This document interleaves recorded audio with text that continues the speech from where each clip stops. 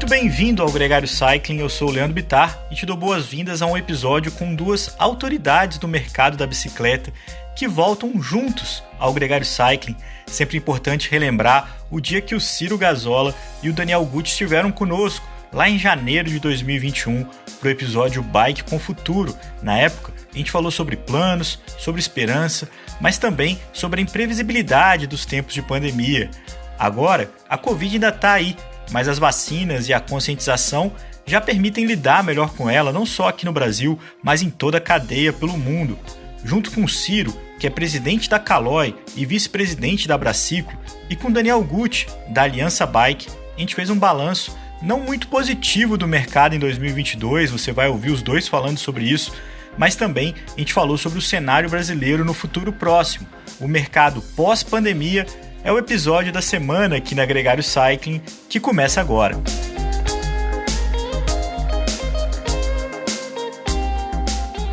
O Gregário Cycling Podcast é apresentado por Ciclorotas SP CCR, um projeto feito por ciclistas para ciclistas. Jungle e Ultra Coffee, a combinação que eleva sua performance. Plant Power, perform your best. Ciclovia do Rio Pinheiros, a ciclovia que revoluciona o jeito de pedalar em São Paulo. Saiba mais sobre nossos parceiros na descrição deste podcast.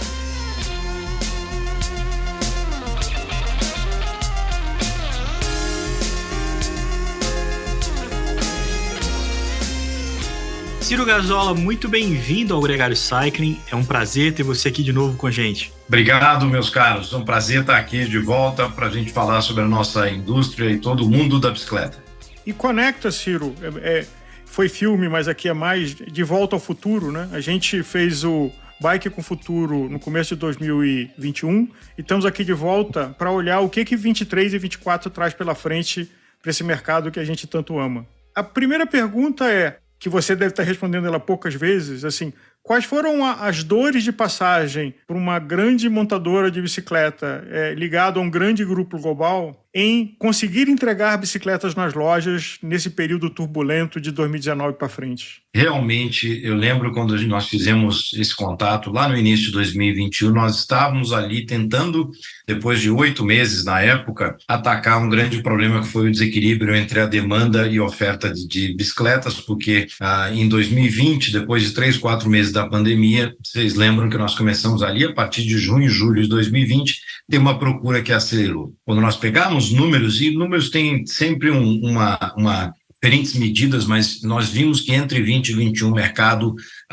se somar, né, todos os segmentos, teve ali uma expansão da casa de 40% a 50%, dependendo do tipo de segmento, mas a realidade foi que desde então nós passamos uma grande parte de 2021 com uma limitação de suprimento, principalmente no início foram de todas as bikes, depois ficaram concentradas nas bicicletas de médio e alto valor agregado, que acontece até hoje. Mas o que assim realmente aconteceu foi que já na virada do ano de 2021 para 2022, o que a gente viu foi aquela demanda, aquele boom, com a medida em que, né, o mundo, as pessoas estavam saindo do lockdown, as pessoas estavam voltando às academias, voltando a ter uma vida mais planejada para retomar suas viagens a trabalho, a lazer. Nós vimos que essa intensidade que estava em todos os segmentos, qualquer bike que você produzia, de qualquer tamanho, de qualquer cor, era uma loucura, era uma falta generalizada, e já em 21 estava realmente desencadeou, né, toda a parte do descompasso entre o abastecimento de peça, e nós ficamos com backlogs de meses e meses. A realidade de 2022 é completamente diferente, gente. Então nós temos os produtos de entrada no mercado brasileiro. Se você pegar aí na casa de R$1.000 até R$7.000, que a gente chama mais ou menos essa classificação, e é onde está mais, eu diria, 2/3 do nosso mercado absoluto entre aço e alumínio, que é onde pega esse eixo de produtos, dependente do tamanho de aro, mas houve uma queda realmente brusca, à medida em que, durante esse período, houve também no mercado nacional, até para compensar a falta de componentes, muitas montadoras, o número de marcas regionais cresceu muito, uma realidade que foi bem típica durante esse período da pandemia, e o desequilíbrio entre as empresas reconstruindo estoque com o pé no acelerador, tá? E não dava para parar, principalmente o trem da chegada de matéria-prima. Então, esse ano nós temos 2 fatores que realmente impactaram muito todas as indústrias, sem exceção, que é a redução da demanda, permitindo a recriação, né, as empresas criarem novamente seus estoques de segurança, mas também matéria-prima, porque todo o planejamento de matéria-prima durante a pandemia, até pela cadeia global de fornecedores, foi estendida de 2 para 2, 3 anos. E agora, o que esperar de 23 e depois vai ser diríamos, uma normalização dessa questão da oferta versus a demanda, um reequilíbrio. Uma coisa que acho que valia ter da sua fala e que a gente ouve às vezes, o Grupo Pons, com as suas marcas, é um montador de componentes que, por sua vez, compra componentes de quem monta um componente. Então, dando um exemplo, um câmbio de uma Shimano, ela tem dezenas, às vezes centenas de microcomponentes que não são fabricados pela Shimano. Então, ajuda o nosso ouvinte a entender que você tem uma cadeia que não é você chegar e dizer que você quer mais peça, porque para quem você vai encomendar, precisa encomendar para outra pessoa, para outra pessoa. Eu ouvi uma história no meio da pandemia de um determinado montador estava com uma grande parte de bicicletas prontas, mas que faltava um parafuso do câmbio que uma montadora de grupo não conseguia entregar. E isso inviabilizava 90% do produto acabado de ser comercializado. Deixa eu até dar um pouco da referência. Durante a pandemia também nós passamos no que era a divisão do Orel Sports, que tinham 6 marcas de bicicletas, a Caloi fazia parte, foi incorporada no início de janeiro desse ano pelo grupo POM Holdings. Tem 5 divisões, uma das grandes divisões é a POM Bikes, que tem, entre outras, várias marcas relevantes no mercado europeu, a Gazelle, a Kalkhoff, Focus, Urban Arrow, tem a e no caso, né, nos Estados Unidos, a Santa Cruz e a Cervelo, entre outros. Esse grupo unido tem hoje próximo a 20 marcas, entre marcas de bicicletas e outras peças, acessórios de mobilidade. Então, é bem, diríamos, relevante no cenário mundial. E sim, nós temos no grupo tanto fábricas próprias como fábricas de montagem e temos OEM, no caso de Ásia, tá? Mas assim, a complexidade é a cadeia de fornecedores, porque nós temos um mundo onde você tem, diferente de uma realidade de um carro, ou mesmo de uma moto. Quando você compra uma moto e um carro, você não está preocupado qual é a transmissão, qual é o freio ou qual é a suspensão que vai nele, certo? Uhum. Então, no nosso mundo é diferente, você tem essa cadeia hoje que foi alongada em planejamento para em torno de 2 a 3 anos. Então, nós temos com os grandes fornecedores todo o planejamento já totalmente fechado, confirmado para 2023, apesar de termos ainda desafios com o que vai ser a realidade da demanda para 24 e para 25. Essa é a realidade que a maioria das indústrias hoje, operando de forma global, tem que lidar, tá? Só para dar essa noção. Eu lembro de junho, julho ali, de 2020, no meio, quando a pandemia estava no pico, de um pedal com o Eduardo Rocha, diretor de produto da empresa, e eu perguntei para ele, já se via esse problema no supply and demand, porque estava tudo em lockdown, a China não estava produzindo, enfim, eu perguntei, vocês enxergam o cenário do mercado, né? A gente vê claramente a demanda num pico. Agora, isso vai ser momentâneo, né? A gente vai ver muita gente vindo para o universo da bicicleta, mas depois é o famoso fogo de palha, muita gente vai deixar depois o mercado da bicicleta porque não vai seguir nisso, né? O que isso vai impactar em todas essas demandas, porque uma vez que as decisões que vocês fazem como indústrias, você já está falando em estratégias daqui 3, 4 anos, né? Você já está planejando o teu produto, vamos pensar, o de 2023, possivelmente você já vem lá de 2020, né? De um forecast de 2020 e 2021, o que vai chegar na loja em 23. Na época ele me falou, Nico, a gente sabe, vai ser uma onda, né? Vai passar uma onda, vai ter um pico, logo essa onda vai passar, porque é normal, muita gente vai deixar o mercado, mas a gente espera que o cenário pós-pandemia, vamos pensar, de cada 100 que vieram, 100 novos clientes do mercado, 50 vão deixar e a gente vai ficar com 50 numa expectativa de crescimento. Hoje, passado a onda, como vocês enxergam esse cenário? Eu diria que ainda depois do resultado todo fechado do impacto de 20 e 21, esse mercado aqui, 22 não acabou, mas a realidade é que o impacto dessa redução de demanda dos produtos de entrada foi significativo, não dá para dizer qual é o resultado final. Eu acho que nós vamos, se for traduzir em números, nós ainda vamos sair ainda um pouquinho acima eu estou falando em unidades, em valor é uma outra realidade, da base de 2019, tá? E depois vocês podem pegar com a própria Aliança ou Abracico, números aí para correlacionar, mas dá para, eu diria, mais ou menos seria esse caminho que nós vemos hoje, mas a queda nesse ano ela é muito relevante. Eu diria que ela veio, se você perguntar, quando você teve esse contato com ele lá atrás, nós nem sabíamos, quanto tempo que ia durar a pandemia, e ela se alongou. Só que foi até, quando a gente olha para trás hoje, pior, porque no momento que se alongou, a cadeia de planejamento de materiais com os grandes fornecedores também foi alongado. E ali você não consegue futuramente mexer, por você ter uma ideia, a base de 2023 está dada desde de 21. E quando você vai mexer com a cadeia de fornecedores globais, você acaba perdendo realmente a ordem de prioridade também em todo o planejamento e entrega de materiais. Então, é um tema hoje complicadíssimo quando você vai mexer com isso, como você vai gerenciar. É óbvio que, globalmente, nós já vemos que está havendo, né, diríamos, uma nova realidade que foi feita, que nós temos sempre, né, ajustes a serem feitos de 9 meses a 1 ano antes, com a cadeia de fornecedores.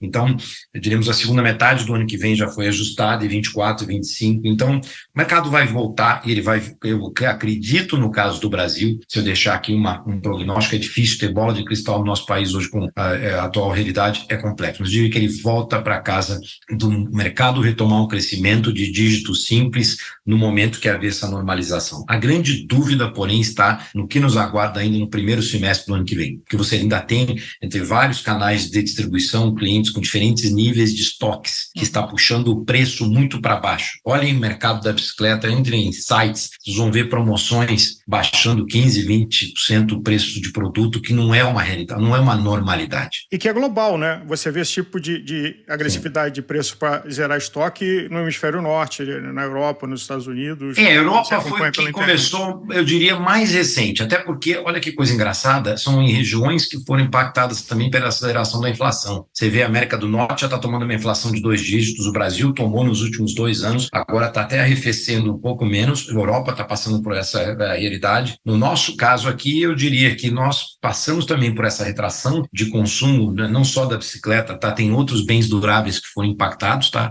Até está próximo da Copa, se você fosse falar com alguém no mundo de venda do segmento de televisores, estavam preocupados, porque não houve o consumo 9 meses do ano, ele praticamente foi em cima da hora agora. Tá? Mas eu diria que a realidade do Brasil foi muito impactado pelo descolamento de renda com uma inflação mais alta, que os salários levaram tempo para começar a acompanhar, taxa de juros, que vocês lembram que estava, né, bem baixa, e ela está, né, próxima a 14%, tudo isso teve um fator que não necessariamente casou bem com a venda de bens duráveis, e no caso de bicicletas, que teve também um outro efeito que vocês sabem, que é diríamos, a reabertura mundial das pessoas. Ciro, a gente ouve de alguns montadores e informações públicas, de componentes de tudo, de computadores, de bens de consumo, repensando a sua estratégia de supply chain global, pelo susto que tomaram de Ásia, pelo custo de container que foi de 2 mil euros para 20 mil euros. Mas, ao mesmo tempo, não é trivial você manter o custo total de valor agregado com agilidade e qualidade com fornecedores locais. Como é que você vê esse desafio para montadores de bicicleta no Brasil? Esse, para quem estivesse aqui com outros parceiros da indústria, seja os meus grandes amigos da Abracico ou outros de outras regiões do país, também vão dizer que se houvesse a possibilidade realmente da gente atrair mais a cadeia de fornecedores para que nos possibilitasse a produção nacional, iria ajudar. Não é uma tarefa fácil. Para você ter uma ideia, há 3 meses atrás mesmo nós fizemos, vocês sabem que eu tenho um papel institucional na Abracico, como, né, o líder do segmento de 2 rodas de bicicletas, e nós fizemos em Manaus um convite, trouxemos fornecedores, né, de fora do Brasil e daqui do Brasil também, olhando para o polo industrial de Manaus como uma alternativa para apoiar a cadeia de indústria de bicicleta que tem lá, que não são só as 4 principais, já tem, né, outras multinacionais que se estabeleceram lá e estão começando a produzir também, mas essa realidade de atrair, principalmente no momento global atual, mais fornecedores globais não é uma matemática que fecha fácil pelos investimentos de CAPEX industriais, que não é algo que dá um retorno em 2, 3 anos numa realidade dessa. Tá? Nós abrimos portas, acho que olhando vai ser uma jornada de médio e longo prazo, mas sim, seria muito bom, porque hoje na média você ainda tem mais de 60% dos nossos insumos que vêm de fora. Melhorou? versus 5 anos atrás, melhorou. A gente mesmo, como empresa e dentro da associação, melhoramos, diríamos, o uso e o desenvolvimento de componentes nacionais. A gente tem até alguns exemplos, mas tem muito para avançar. Falando dos exemplos mais práticos, eu sei que o Polo de Manaus e vocês, como Caloi, sempre tiveram uma expertise no trabalho de alumínio sensacional. Tanto que quando eu lembro lá em 2012, 13, quando eu estava correndo, justamente uma das entradas do Grupo Dorel interesse na Caloi foi a questão da fábrica de Manaus. Mas dito isso e exemplificando, hoje, o que nós no Brasil somos capazes de produzir e o que não? De quem a gente ainda depende? Falando aí especificamente de componentes. Olha, a gente tem o trabalho de transformação, não só a Caloi. As outras empresas que estão hoje no polo industrial têm uma capacidade muito abrangente de transformação, não só de corte, né, soldagem, brasagem, todo o trabalho de quadros, a transformação completa de quadros de aço, de alumínio, e cada vez mais investindo no alumínio, né, que pensando até para o consumidor, cada vez mais é um segmento que mais se desenvolve no Brasil. Obviamente, carbono, os quadros são todos importados, que essa é uma dependência muito de fora, mas eu diria que nós temos esse trabalho que é muito bem feito. Nós já temos, né, disponibilidade de pneus no Brasil, até uma faixa intermediária que vem aqui. Nós temos toda a parte de cabeamentos, nós temos a parte de embalagens também aqui, temos investimentos, que é o exemplo que eu vou dar, que foram feitos, tá? Com as empresas principalmente de selim, de pé de vela, vocês sabem, né, no sul do Brasil, a própria Royal Ciclo, que é um grande parceiro nosso, é um exemplo de investir para ajudar a desenvolver emprego no Brasil e tecnologia, escala, mas quando a gente vai para o eixo que começa a pegar, imagina, transmissões, freios, suspensões e o high-end, mid-high-end de pneus, já estou dando alguns exemplos, é complexo, porque é uma cadeia global muito centralizada em plantas extremamente automatizadas que estão onde? Grande maioria na Ásia, um pouquinho na Europa. E talvez uma coisa para a gente lembrar de que a indústria da bicicleta como um todo, ela tem um tamanho e, portanto, tem uma escala de investimento para cada um dos grupos. E volta e meia a gente vê a consolidação de grandes grupos tradicionais europeus, que tem seus desafios, né? Não é? E você está vendo, olha, eu digo fazer parte hoje de um grupo, eu estou vendo quanto o nosso grupo na Europa está investindo em novas plantas, tá? Novas plantas em alguns países lá, investindo e ampliando, desenvolvendo, retornando também com operações de montagem nos Estados Unidos. Então, essa curva está voltando. Eu acho que o exemplo mais forte é o europeu, quanto avançou e vai continuar. Obviamente que no caso da Europa está indo muito acelerado para o lado da bicicleta elétrica. O segmento de elétricos lá é incrível, que cresceu, né, e continua crescendo. Eu acho que essa taxa de desenvolvimento no Brasil ela vai evoluir, mas ela é bem menor, até por uma diferença também da parte de acessibilidade de preço, né, a diferença de renda.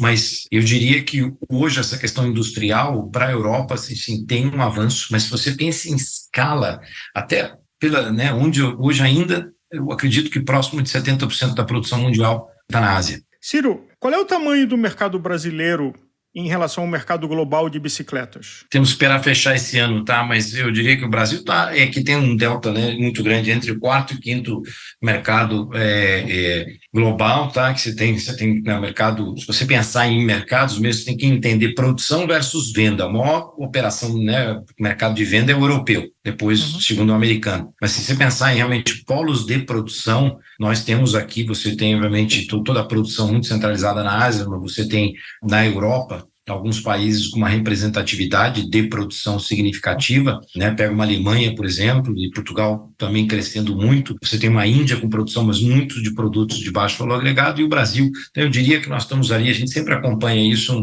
quarto, quinto lugar, mas a diferença é muito grande. Você está falando de um mercado, Brasil, acho que de produção esse ano, talvez passar 4 milhões e poucos mil unidades, a gente chegou, eu acredito que no auge da pandemia, lá nos 5 e muito, outra vez você vai pegar esses dados aí com seus fornecedores de dados, mas eu acredito que hoje a gente tem uma representatividade dentro de um mercado que está para lá de 120 milhões de unidades, pequena, por isso que eu digo, a gente tem que olhar também a escala do Brasil, e o fato que o Brasil ainda tem que crescer ainda mais forte esse segmento de médio e alto valor agregado, porque é isso que vai atrair também o interesse das empresas fabricantes de peças e componentes. Pensando nisso e nesse ranqueamento, e aí talvez um número que seja mais fácil você trazer para nós, porque seria de dentro da empresa. Comparativamente com outros mercados, como o Brasil se classifica até no tipo da bicicleta que vocês vendem? O mercado brasileiro, né, como vocês sabem, mais de 50%, eu diria que hoje 60% da produção são mountain bikes. O Brasil virou um país da mountain bike de aço, de alumínio, de carbono, de toda a faixa de preço que vai desde, né, R$1.000 e vai até a casa dos 70, 80 mil, falando de mountain bike, tá? Ou mais, tá? Mas o ponto é, as relevâncias que nós temos aqui são muito focadas. O segmento, né, de longe o maior é o de mountain bike, depois você tem um diríamos, de lazer, tá? Você tem o segmento urbano, né? O mercado brasileiro em unidades ainda é relativamente pequeno no segmento, né, de velocidade, né, de speed. O elétrico, que a gente tenta fazer a conta aí, 2, 3% em unidades, talvez 4, 5% em valor, que acho que é para onde vai estar caminhando aí entre esse ano e o próximo. Mas sim, temos aqui no Brasil, incrivelmente, uma representatividade de bicicletas, tanto mountain bike hardtail, como também full suspension, tá? O Brasil é um dos maiores vendedores de scalp do mundo, tá? Então, mas também tem um outro fator, você como ciclista sabe, ligado a Scalpel, que é a bike querida, você sabe, né, e usada durante anos por alguém. O senhor Henrique Avancini, né?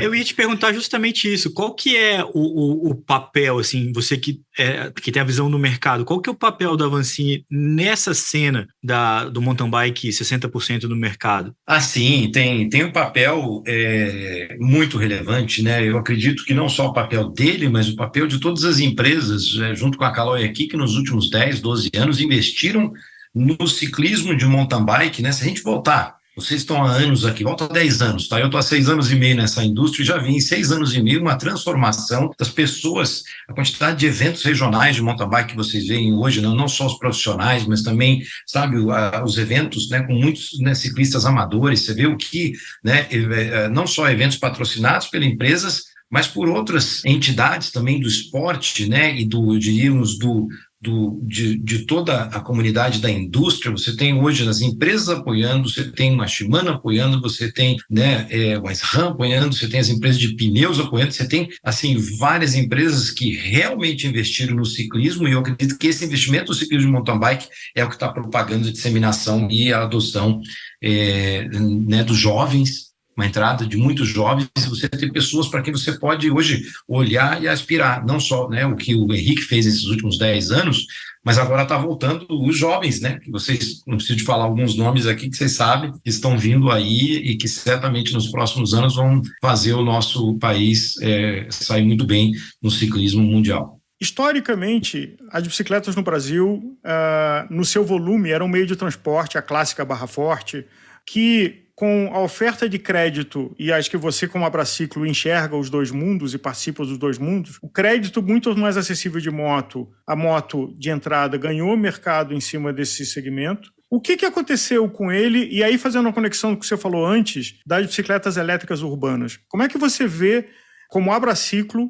a evolução do mercado de bicicleta como mobilidade e a bicicleta elétrica como um fator? Bom, primeiro você perguntou sobre a correlação, né, da moto, né, e diríamos a acessibilidade que tem hoje de preços. Apesar dessa acessibilidade, qualquer moto hoje você não consegue comprar por menos de R$10.000, certo? Então, ali já tem um preço, mas você tem sim o financiamento, você ainda tem o consórcio e tudo. Eu acho que no caso de bicicleta, o que era essa realidade do transporte lá atrás, com, imagina, uma barra forte, uma poti, da realidade, ela foi evoluindo para levar hoje o que é a mountain bike de aço ou de alumínio de entrada. Então, se você analisa, roda o Brasil, gente, que não é São Paulo, Rio de Janeiro, aliás, você vai ver coisas bem interessantes, que é o que a população usa em diferentes regiões, entre norte, sul, leste, oeste. E eu digo para vocês, por rodar e ver, cada vez mais, né, fui ali para a bicicleta da Aro 26, mas hoje virou o Brasil um país da mountain bike de Aro 29, entre os seus diferentes preços, tecnologias e tudo, e cada vez mais as pessoas sendo inspiradas como uma alternativa,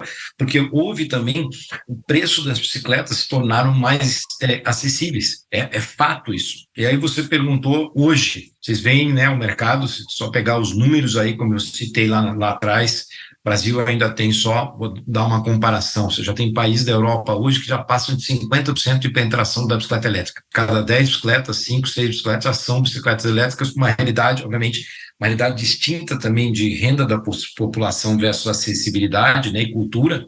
Aqui eu estou falando de países como a Alemanha, né, Holanda, Dinamarca, uma realidade bem diferente da nossa. Aqui nós acreditamos sim, a bicicleta elétrica vai se desenvolver, vai continuar paulatinamente crescendo, mas não vai ser só a realidade da bike elétrica. Para vocês terem uma ideia, é só olhar o nosso portfólio.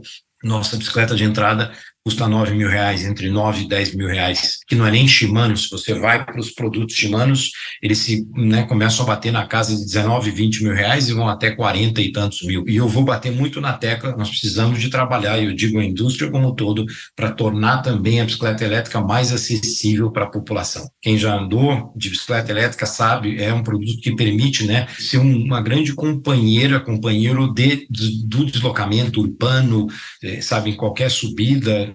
Realmente é uma realidade global hoje, né? Os benefícios não é só um produto para a segunda, terceira idade, muito pelo contrário. Aqui só quem não experimentou bicicleta elétrica é o Nicolas, e não aconteceu porque a gente não conseguiu arrumar uma moto de 1.000 cilindradas para acompanhar ele de bicicleta elétrica, mas o Leandro e eu somos comprados. Ciro, você é um espectador privilegiado da indústria local e global da bicicleta, e eu queria ouvir a sua opinião sobre esse lugar da mobilidade urbana e as montadoras de bicicleta, as montadoras de moto e até as montadoras de carro 4 rodas tentando ocupar esse espaço. Porque, por exemplo, na Europa há um preconceito, e acho que das gerações mais jovens, de comprar um carro diferente do que nós tivemos na nossa geração, de que carro era um objeto de consumo inegociável. E hoje você tem pessoas de 30 anos de idade que não estão nem ligando em comprar um carro. De 30 não, eu tenho de 20 e pouco aí, ó, filhos que exatamente, sei bem.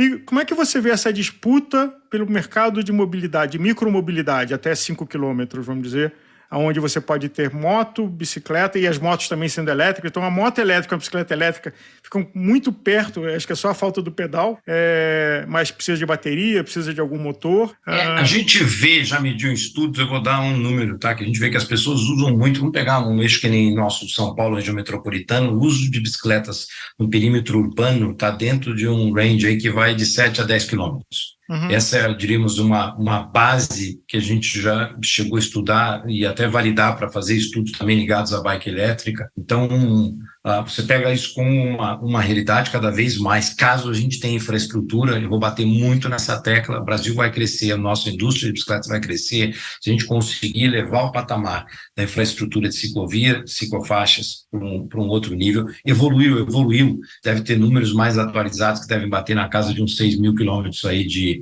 com infraestrutura de ciclovia e ciclofaixa no Brasil versus, 3 mil que era 5, 6 anos atrás. Mas está longe ainda, você sabe que no Brasil tem mais de 120 mil quilômetros de infraestrutura rodoviária, então você correlacionar isso é uma penetração na casa de uns 5%, ela é muito baixa, comparado em outros países que, fora do eixo, para a Europa lá, acho que vocês mesmos já devem ter visitado alguns, e realmente é um show, isso tem que fazer parte, eu acredito, de uma governança, de uma política de mobilidade total para o país todo, tá? Que tem esforços nesse sentido, e como eu disse, melhorou muito, falta muito por fazer. Quando você começa, até recentemente, via Bracico, a gente fez um mapeamento de capitais, eu sei que a Aliança também faz isso e tudo, nós vimos que ainda tem, acho que metade das capitais do Brasil evoluíram com infraestrutura, mas tem uma parte que ainda, carece. Estou falando de capitais, O Brasil tem mais de, não me lembro de cabeça, mas os números deve estar batendo mais de 20 cidades com mais de 1 milhão. Mas como é que você vê esses 3 blocos de montadores, de 2 rodas com pedal, 2 rodas sem pedal e 4 rodas, já teve projetos como o Smart no passado, volta e meia você vê projetos de carros para uso urbano de 1 ou 2 pessoas. Se você me perguntar, no Brasil ainda acho que toda a parte de investimento em tecnologia e essa evolução da bicicleta analógica para a bicicleta elétrica vai ficar com a indústria de 2 rodas, e as empresas que tiverem mais capacidade de investir no médio e longo prazo em infraestrutura. Motocicletas, o que eu vejo, e até estamos dentro da própria associação vendo ali as realidades, e só agora que a gente está vendo uma evolução para 2 rodas elétricas, empresas até nacional que estão investindo, mas globalmente os grandes grupos globais começando a demonstrar, olha, vamos investir no elétrico. Então você vai ter 2 rodas elétricas no Brasil, você vai ter 2 rodas de bicicleta elétrica, que já na realidade fato que já começou, já tem 5 anos aí que a gente está investindo nisso, e no caso você falou de 4 rodas, eu pelo menos no curto prazo, até olhando no cenário global, não estou vendo as grandes corporações investindo para realmente controlar esses 2 rodas, diríamos, bicicleta, tá? Teve algumas, diríamos, né, investimentos, são, por incrível que pareça, realidades de transformação industrial distintos, como eu disse. Você não tem, no caso, né, pega 4 rodas, você não tem que estar, no caso das 4 rodas carro, uma cadeia de fornecedores que é tão importante fazer parte quando a pessoa compra, que vai estar na sua bicicleta. Vai comprar um carro, vai comprar moto, ela vai perguntar se tem, né, o câmbio que é Shimano, ou SRAM, ou que o freio é esse, ou que o selim é aquele, que a transmissão, a suspensão é aquela. É um mundo bem diferente.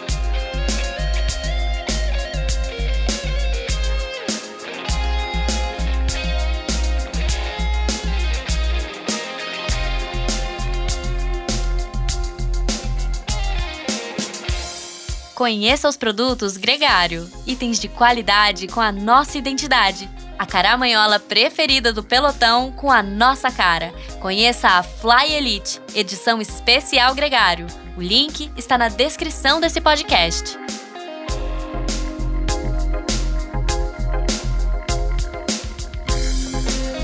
Você acabou de ouvir o Ciro Gazola falando um pouco sobre o cenário brasileiro. Agora a gente segue nesse tema com outro especialista, o Daniel Gucci. Certeza de uma ótima conversa, a gente falou com ele sobre tudo.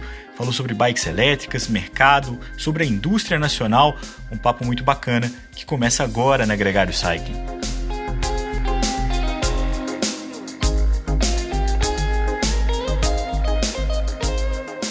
Daniel Gucci, você aqui na Gregário é um privilégio. Começo de 2021, já teve outras vezes falando de mobilidade. Nicolas e eu te damos as boas-vindas aqui na Gregário mais uma vez para falar do mercado de bicicleta. Obrigado, Álvaro. Obrigado, Nicolas. Obrigado a todo o time Gregário Cycling. É um prazer de novo conversar com vocês. E aí, fazendo um link do programa que a gente fez em janeiro de 21, né, onde a gente tinha um ponto de vista que hoje, final de 22, temos outro.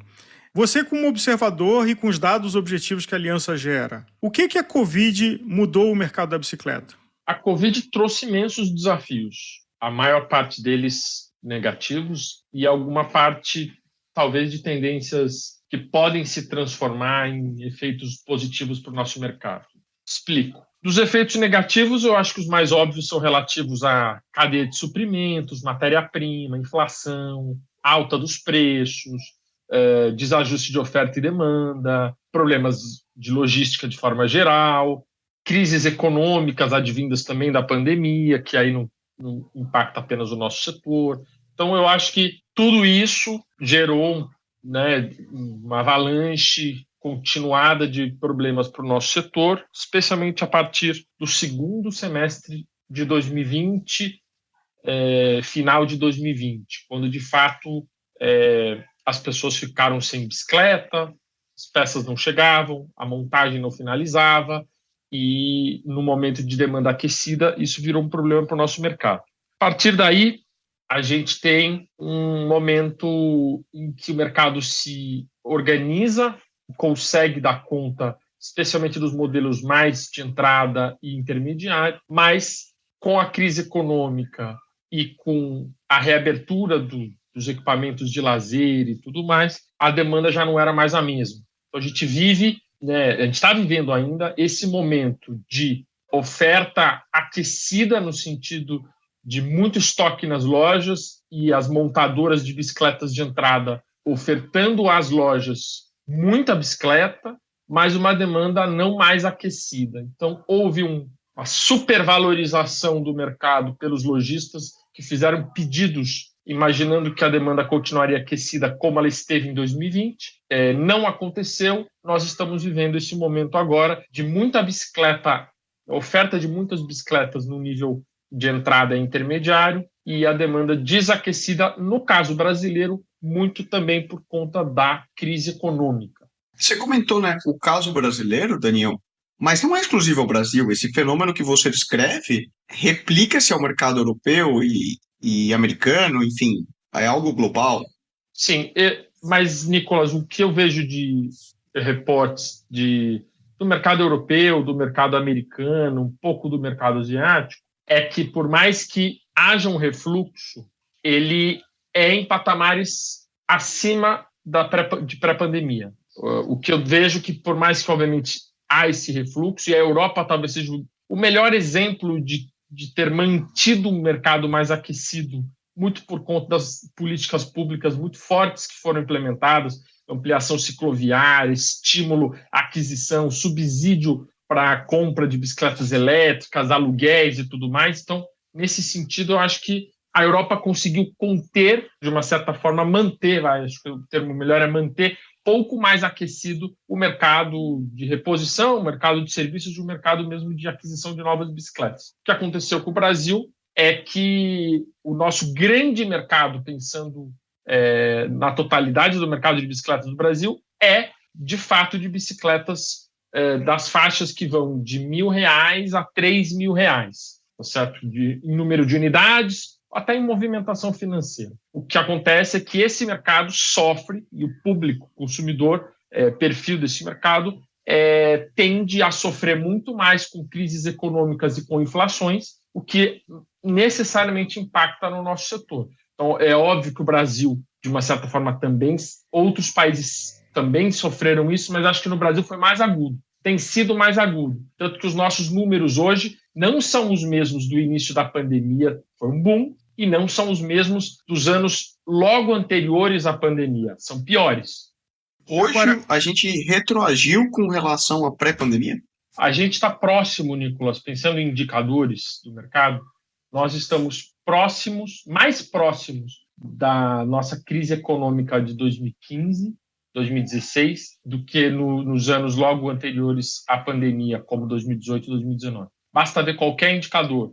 Nos bike shops, basta ver indicadores de montagens de bicicleta, e você citou uma montadora situada no Polo Industrial de Manaus, basta ver a previsão deles para a finalização, os números de previsão de 2022 de montagens. São números que nos levam a um patamar abaixo de 2018 e 2019 pré-pandemia. Então, esse é um número, eu acho que o melhor indicador é, de fato, na importação, na montagem, na produção, mais até do que nas lojas, que muitas vezes complementam e tem uma composição de faturamento que envolve serviços.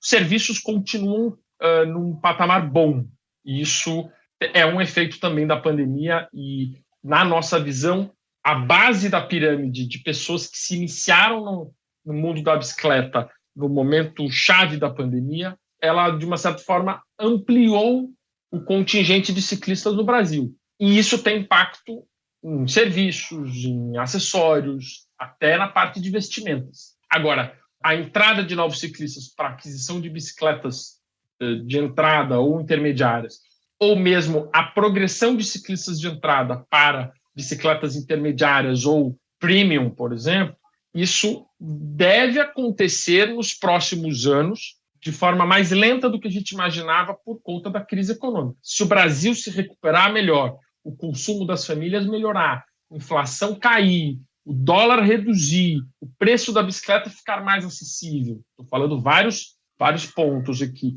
tudo isso nos levará a um cenário, na minha visão, que é a visão da associação também, um cenário muito positivo para o nosso setor nos próximos anos. Agora, o retrato de 2022, é importante reforçar, não é um retrato do ano que vem e não é um retrato de anos anteriores. O retrato de 2022 é muito negativo para o nosso setor. Negativo comparando com o auge da pandemia e comparando com o potencial e com a previsão do que nós imaginávamos. É um ano atípico, é um ano de crise econômica, é um ano de saída da pandemia, é um ano politicamente turbulento para o Brasil. Tem vários fatores aí. A gente, obviamente, acha que ele é passageiro. Agora, Daniel, pode ter um efeito também quando há uma bolha em qualquer tipo de bem mais durável, de que a pessoa que trocaria a cada 3 anos troca num intervalo menor. Isso pode ter acontecido com a pandemia, de que alguém que estava em casa, não podendo ir para a academia de ginástica, que eventualmente aquela sua bicicleta de lazer dessa faixa de entrada, que trocaria a cada 5 anos, uma bicicleta de 2 anos, falar, vou nesse varejo e vou comprar uma bicicleta nova. Então, se antecipou um consumo e quebrou essa sazonalidade. Eu acho que o mercado talvez não tenha sido pragmático o suficiente, até porque não dá para ser pragmático numa situação de saúde que você não sabia se ia demorar mais anos, se a imunidade ia acabar ou se a vacina ia dar certo. Esse foi um fator que deixou todo mundo atordoado, além dos cenários que você já apontou? Sim, estou de acordo com esse retrato. Entendo que o perfil de consumo foi bastante alterado no nosso setor por conta da pandemia, de muitas pessoas que tiraram as bicicletas da garagem, deram um upgrade nas suas bicicletas ou até fizeram com que ela se tornasse pedalável novamente, estava encostado, de muitos que buscaram uma bicicleta melhor para sua atividade física, especialmente atividade física, né? Agora, desde o início da pandemia, nós na Aliança Bike sempre defendemos, inclusive foi motivo de uma mobilização, de uma campanha que nós fizemos, que para o Brasil sair bem da pandemia com indicadores positivos para o nosso setor, dependia de investimentos públicos em políticas públicas para uso de bicicletas. Porque em algum momento as pessoas demandariam do sistema viário seguro para se deslocar como meio de transporte, das áreas de lazer seguras e confortáveis para praticar seu lazer, dos equipamentos, enfim, para treino e tudo mais. E, no final das contas, o Brasil como um todo, governos estaduais e municipais e governo federal, deixaram isso, largaram mão, não fizeram investimentos para manutenção de um momento em que as pessoas mais queriam contato com a natureza, uma nova relação com o meio ambiente. O ecoturismo, o cicloturismo, saíram enormes dessa pandemia, porque as pessoas estão questionando, querem ter um contato melhor, maior com a natureza, com o ambiente natural, e infelizmente as políticas públicas não acompanharam esse desejo. Alguns países, de novo, fizeram essa lição de casa muito melhor. O Brasil não fez, mas fizeram essa lição de casa. Países europeus são os melhores exemplos, mas os nossos vizinhos também. O caso de Bogotá, na Colômbia, que ampliou imensamente a sua rede cicloviária, por exemplo. Mesmo outros países aqui da América do Sul. Então, a gente sabia, e como o Brasil não fez esse movimento de ampliar a infraestrutura, ampliar políticas públicas, esse movimento refluiu, esse movimento, tá certo, que estava muito bom, muito positivo, com a volta dos shopping centers, com a volta da circulação das pessoas, de automóvel, tá certo, parques reabertos, áreas privadas, clubes, condomínios e por aí vai. A bicicleta voltou de uma certa forma, voltou não, mas ela ficou alijada ou secundarizada dentre as prioridades das pessoas. Se elas tivessem mantido uma atividade em que o poder público, com políticas públicas, tivesse garantido a segurança e o conforto para elas, o cenário teria sido diferente no Brasil, com certeza. Isso principalmente nos grandes centros urbanos, onde essa questão é mais nevrálgica. Tem um ponto também, né, Daniel? Acho que é importante a gente entender o mercado brasileiro. O público aqui que a gente vive, e provavelmente você que escuta o podcast, que é o público saúde, que usa a bicicleta como lazer, como esporte, como lifestyle e hobby, como você mencionou, cicloturismo, natureza, busca por qualidade de vida, etc. E, na realidade, a indústria brasileira hoje, e até a minha pergunta é essa, hoje a indústria brasileira não vive disso. A real base, você estava compartilhando aquele dado no início do programa sobre o valor médio das bicicletas, o que realmente sustenta a indústria brasileira da bicicleta no geral ainda é a bicicleta como meio de transporte. Aquela pessoa que compra bicicleta para ir trabalhar, que lembrando, talvez não seja a realidade do Brasil que nós vivemos, que a gente usa a bicicleta, a gente escolhe usar a bicicleta, mas muita gente precisa usar a bicicleta porque não pode ter um carro ou uma moto. Eu acho que sim, Nicolas, mas veja, é difícil você pensar em modelos de bicicleta e participação desses modelos no mercado e o uso, porque no Brasil tem uma coisa que, infelizmente, aposta-se muito pouco em modelos que atendam à mobilidade urbana e acaba-se utilizando modelos voltados ao lazer ou a outra atividade ou a outro uso também para a mobilidade. Então, é muito comum nós termos no Brasil todo, bicicletas desenhadas como bicicletas que nós conhecemos como mountain bike, com suspensão dianteira, às vezes até full suspension, utilizadas como meio de transporte nas cidades. Então, a gente tem uma confusão aí. Muitas vezes, o indicador de montagem, importação e produção pelo tipo de bicicleta não reflete o uso. Então, não dá para fazer essa correlação imediata. Agora, a gente sabe, sim, que o grande mercado no Brasil são basicamente dois grandes usos. O uso como meio de transporte que você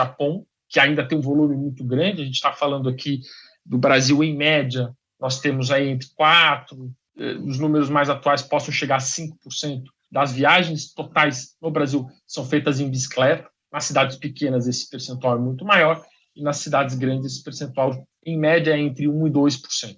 Então, o mercado de mobilidade é um mercado grande no Brasil, e no caso das grandes cidades e de uma classe média que recentemente está buscando a bicicleta, é um mercado que talvez mais cresça nos próximos anos. Agora, o segundo mercado que compõe é o mercado de lazer, é o mercado de passeio, é o mercado dos estradões, é o mercado, tá certo, de bicicletas intermediárias ali, que vão, como eu falei, talvez entre R$2.500, R$2.000 até R$5.000. Esse é um mercado, do ponto de vista das empresas e do que gira, tá certo, para o faturamento das empresas, é um mercado muito importante, muito importante. Esse talvez seja até maior, não em unidades, mas do ponto de vista de sobrevivência e do que gira para as montadoras, as importadoras e os bike shops, seja o melhor mercado ainda. O mercado, tá certo, mais premium, de produtos high-end e tudo mais, ele vai depender do posicionamento de cada marca, de cada empresa. O Brasil tem 389 montadoras e indústrias de componentes espalhados por todo o Brasil. Quase 400 empresas.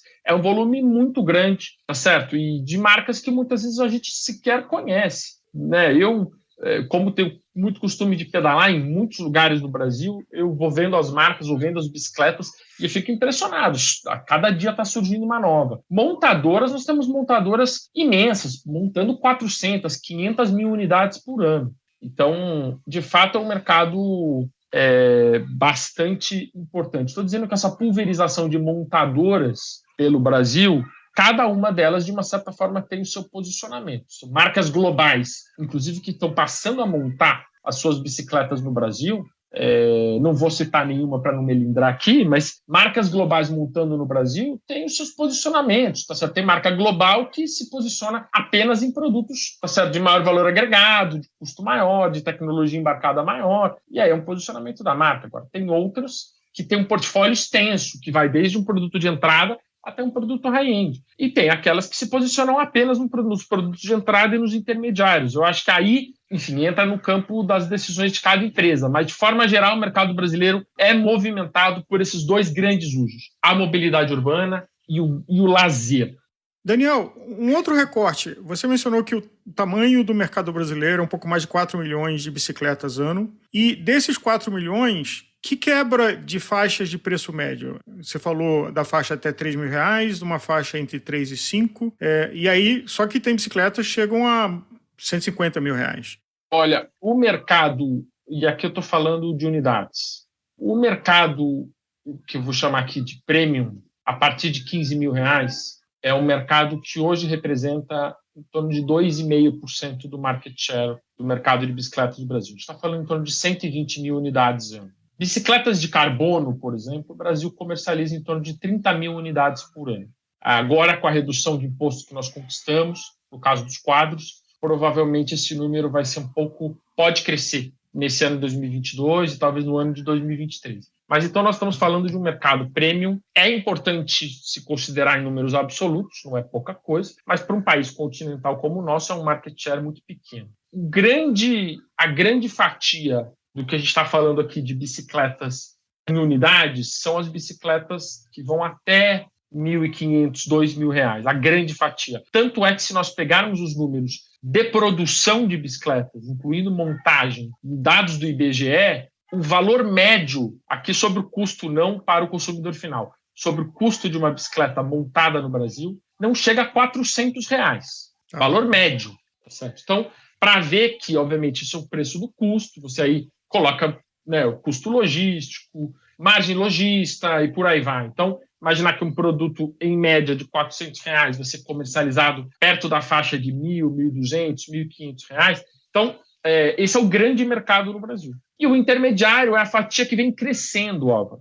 Por quê? Porque o mercado de entrada, o mercado de bicicletas mais simples, muitas utilizadas como meio de transporte, como você falou, Nicolas, é um mercado que há pelo menos 20 anos vem sendo tolhido e reduzido por conta do aumento na motorização do Brasil, especialmente de motocicletas.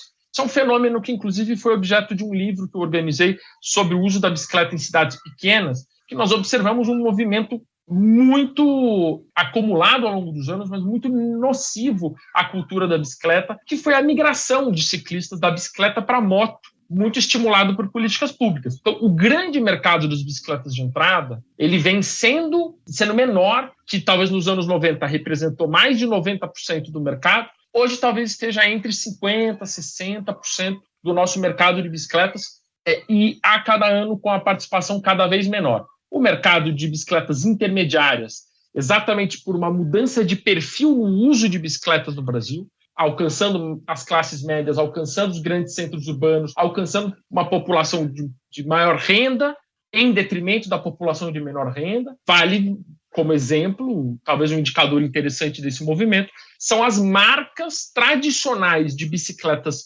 para trabalhadores no Brasil que mudaram completamente o seu posicionamento no mercado para produzir apenas bicicletas de nível intermediário para cima.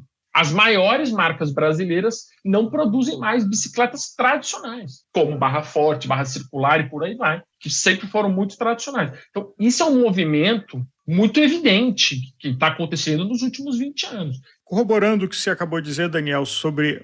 a gente recentemente fez um podcast de bike entregadores, e uma informação que nos surpreendeu foi a quantidade de profissionais que trabalham com a bicicleta, fazendo esse trabalho de entrega, que migram para a motocicleta para poder ter o meio de transporte. Porque ele, da residência dele até o ponto de concentração de entregas, às vezes gasta 2, 3 horas de ida, 2, 3 horas de volta no transporte público. De moto, ele vem e volta de moto e usa a moto durante o trabalho. Então, foi um dado que eu achei curioso. Faz sentido, mas é na contramão do que a gente gostaria que estivesse acontecendo, né? De criar uma infraestrutura para que essas pessoas que trabalham com ciclologística possam sair das suas casas e voltar das suas casas de bicicleta. Talvez até gastem menos tempo do que essas 2 horas, 2 horas e meia. Talvez tenham um fluxo econômico mais interessante. Mas, como você disse, como não existe uma infraestrutura viária, não é uma alternativa. Perfeito. E no caso dos entregadores, a gente fez uma pesquisa inédita de perfil aqui em São Paulo, dos entregadores de aplicativo, e isso que você está dizendo é muito real. A distância média entre o ponto de início do trabalho deles, que é no local de concentração de restaurantes e de demanda, e a residência dos entregadores, a distância média era de 11 quilômetros. Isso eu estou falando média, então, ou você está falando aqui de alguns que com certeza tinham que se deslocar 20, 25 quilômetros. E a intermodalidade, ela ainda é muito precária, então permitir que a bicicleta acesse o trem, o metrô, o ônibus, ou mesmo que tenha bicicletário integrado, gratuito e com horário condizente para esses trabalhadores, é um enorme desafio. Muitas vezes esses trabalhadores voltam para casa à noite, quase de madrugada, o bicicletário está fechado, porque ele fecha antes do horário de encerramento das atividades do trem e do metrô, em alguns casos, que é um absurdo. Uhum.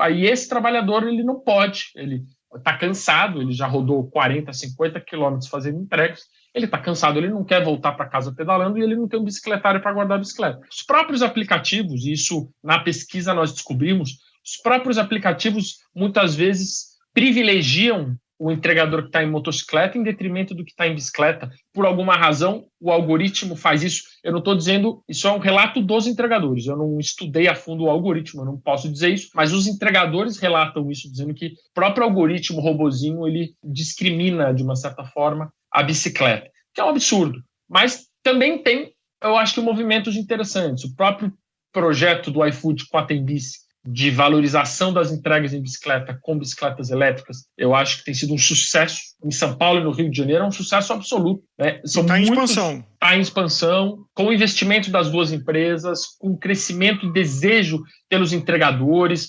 redesenharam o algoritmo. A partir da nossa pesquisa, uma dessas plataformas, a maior do Brasil, ela redesenhou o raio de abrangência das entregas, entendendo que na bicicleta estava muito limitado, estava limitado a 3 quilômetros apenas. A gente mostrou que a bicicleta pode e tem potencial de alcançar muito mais, então acabou ampliando as possibilidades para os entregadores de levar, né? Então, todo esse movimento é muito positivo, mas tem outros tantos que são ainda muito negativos, como você apontou muitos, que eu acho que precisam ser trabalhados para melhorar as condições para esses trabalhadores. Isso é um dos indicadores que a gente está apontando aqui, como a bicicleta pode e transforma a vida das pessoas, gera empregos, renda, inclui, não é? Quase 40% dos entregadores que começam com bicicleta fazem isso como o primeiro emprego da vida deles. Então, é muita gente precisando trabalhar, jovens, então, que buscam também na bicicleta uma forma de sustento e uma forma de se inserir no mercado de trabalho. O mercado tem que olhar para as bicicletas e para os trabalhadores que sempre mantiveram a cultura da bicicleta viva, e eu tenho feito esse trabalho junto às empresas para que elas, mesmo que isso custe de uma certa forma, que não tenha o mesmo rendimento, não dê a mesma margem de lucro de outros modelos de bicicleta, mas que mantenham um portfólio de bicicletas de entrada, de bicicleta para trabalhadores, de bicicleta para mobilidade urbana. Eu vibro cada vez que uma marca importante faz um investimento na mobilidade urbana para, enfim, seja por esse novo mercado das classes médias nos grandes centros urbanos, seja para os trabalhadores que, como eu disse, sempre mantiveram viva a cultura da bicicleta. Eu vibro, porque eu acho que a gente não pode perder. Isso é a história da bicicleta no Brasil. Daniel, você tocou por em cima aí e eu tenho uma curiosidade. Você falou na bike elétrica. Nessa história toda, como está o crescimento, ou não, do uso da e-bike? Nicolas, essa é uma ótima pergunta, porque os indicadores do mercado de elétricas, ele não seguiu as ondas e as movimentações do mercado de bicicletas tradicional. Ele segue crescendo de 20% a 30% ao ano, sem impacto na pandemia. A pandemia não aumentou o mercado de bicicletas elétricas e também não derrubou ele. Vários fatores influenciam nisso. Um dos principais fatores é o fato de que a bicicleta elétrica, por ter uma carga tributária ainda muito alta e por não ter economia de escala, são poucas unidades ainda vendidas no Brasil, é um produto que alcança, tá certo, um perfil de consumidor, um perfil de usuário, de pessoas que crises econômicas não chegam nelas, de uma certa forma, certo? Que pessoas que podem adquirir uma bicicleta elétrica na faixa de 10, 15 mil reais e que a renda dessas pessoas não foi tão impactada quanto outros perfis, outras classes sociais. Então, nesse sentido, o mercado de bicicletas elétricas para 2022, por enquanto, talvez tenha nesse fim de ano um enorme movimento diferente, acho que não, acho improvável, mas por enquanto ele segue a tendência dos últimos anos, desde 2016 que a gente vem monitorando, de crescimento na faixa de 30% desse mercado. Isso significa que a gente deve finalizar o ano de 2022 com a comercialização de entre 55 e 60 mil unidades de bicicletas elétricas no Brasil. Isso é muito pouco. Parece muito, mas em market share é um pouquinho mais de 1%. Né? No nosso mercado de mais de 4 milhões e meio de bicicletas, vender 50 mil bicicletas elétricas é quase uma piada, considerando que na Europa... Com o ticket médio da realidade do Brasil real, como o Nicolas mencionou, que não é o que a gente vive, eu acho que é um número e que de existir o crescimento, até porque talvez a bicicleta elétrica, e a gente já teve experiências disso, e tem uma brincadeira na Gregário, né, que eu sou ativista de bicicleta elétrica, de que ela permite um uso mais flexível da bicicleta, sem o desgaste físico, sem o desconforto de suor. O que você vê do futuro de bicicleta elétrica no Brasil e num aspecto que é fundamental, que é preço e preço de imposto? Eu diria que preço é chave, mas ele também, de uma certa forma, a gente poderia ter, mesmo com o preço atual, no Brasil, o preço médio de uma bicicleta elétrica é pouco mais de 7 mil reais. É óbvio que a gente sabe que uma bicicleta elétrica de qualidade, ela parte de 10. Mas, hoje a gente tem nessa possibilidade, eu acho que, junto com a questão do preço, como você bem pontuou, Álvaro, a gente tem uma questão chave que é a desinformação. Se não desinformação, a falta de contato e conhecimento do que é uma bicicleta elétrica. Isso o Brasil precisa avançar mais. Quanto mais as pessoas virem, experimentarem, sentirem, entenderem o que é uma bicicleta elétrica, que não acelera, não é uma motinha, não é uma scooter, não é um patinete, é algo que está junto com a energia humana, junto com o seu pedalar ali, ajudando, uma experiência muito magnífica. Quanto mais pessoas experimentarem isso, mais pessoas vão querer comprar. Então, todas essas novas experiências hoje, seja de bicicletas compartilhadas elétricas, como tem hoje já em algumas capitais brasileiras, em bom volume de bicicletas, seja em eventos, seja em feiras, seja em ativações que o mercado faz de forma geral, tudo isso vai popularizando a bicicleta. Então, eu acho que é um movimento junto. Termos economia de escala com o crescimento do mercado, o crescimento orgânico, como a gente já vem observando, de 20% a 30% ao ano. Termos uma redução da carga tributária junto com a economia de escala para que o preço seja cada vez mais acessível e termos sistemas de experimentação e de informação para que as pessoas compreendam o que é uma bicicleta elétrica. Eu acho que isso vai potencializar. Eu acho que o grande futuro do mercado de bicicletas no Brasil passa pela bicicleta elétrica, sem a menor dúvida. E aqui eu não estou falando apenas porque está acontecendo no mundo, mas é porque é um imenso potencial. Basta ver o que está acontecendo com as mountain bikes elétricas em todos os bike parks que a gente tem no Brasil, tá certo? Trilhas para mountain bike, ela está sendo proporcionalmente o modelo de bicicleta elétrica que mais está crescendo no Brasil. Não é em unidades, porque a gente está falando de bicicletas muito caras, mas é proporcionalmente o que mais vem crescendo, porque tem oportunizado a pessoas de diferentes classes, de diferentes rendas, de diferentes idades, pedalarem juntas. Então, isso é magnífico. O mercado de mobilidade urbana, que é o maior no caso da bicicleta elétrica, ele também é a grande joia, a grande potência, né, como você bem apontou. E várias coisas a gente está tentando modificar para melhorar esse mercado, como a questão regulatória. Então, a gente está trabalhando junto à Senatran e ao CONTRAN para modificar a legislação de forma a incluir modelos de bicicleta que hoje estão à margem da lei, hoje são que, aliás, é uma confusão, né? Porque os diversos modais de micromobilidade, de scooter...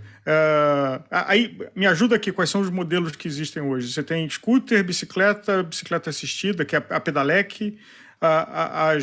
Você tem, Álvaro, a legislação atual, ela classifica como bicicletas elétricas equiparadas aos ciclos das bicicletas convencionais, então tem que ser pedal assistido. Você tem os autopropelidos, que aí são o guarda-chuva de patinetes, monociclos e aqueles veículos elétricos com acelerador, mas de pequena potência e pequena dimensão.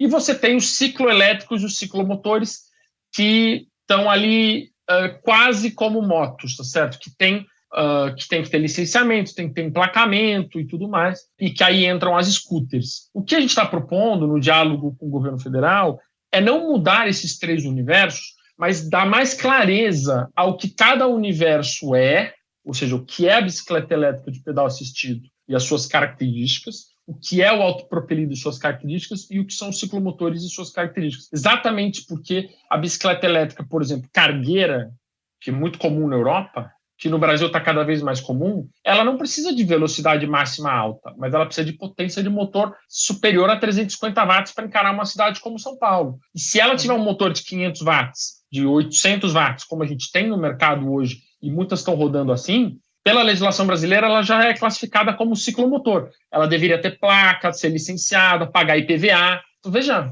como a nossa legislação ainda está atrasada para modelos que são necessários hoje, né, para a logística urbana, por exemplo. Ou no caso de uma road, que no caso da Europa tem a classe das SP Deluxe, que pode chegar até 45 km por hora.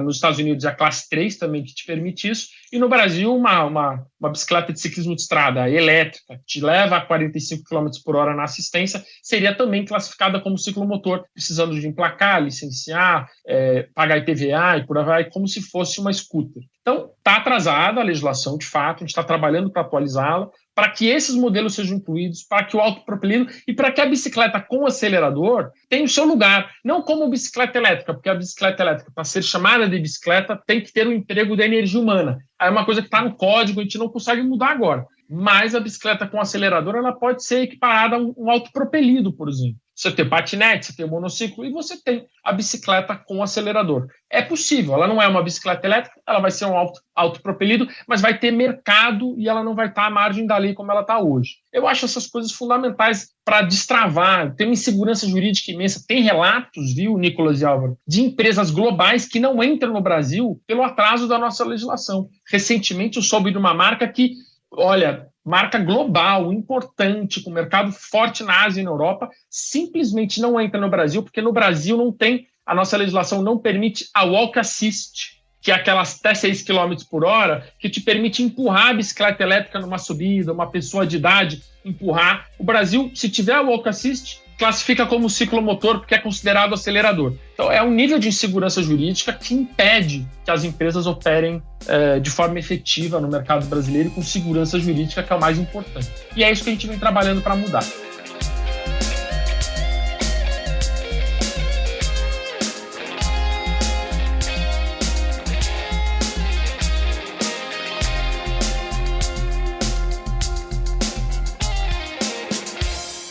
Muito bem, com Daniel Gucci a gente encerra mais um episódio aqui na Gregário Cycling, Mercado Pós-Pandemia. É sempre um prazer conversar com o Daniel, assim como é conversar com o Ciro Gazola, duas autoridades do mercado brasileiro de bicicletas.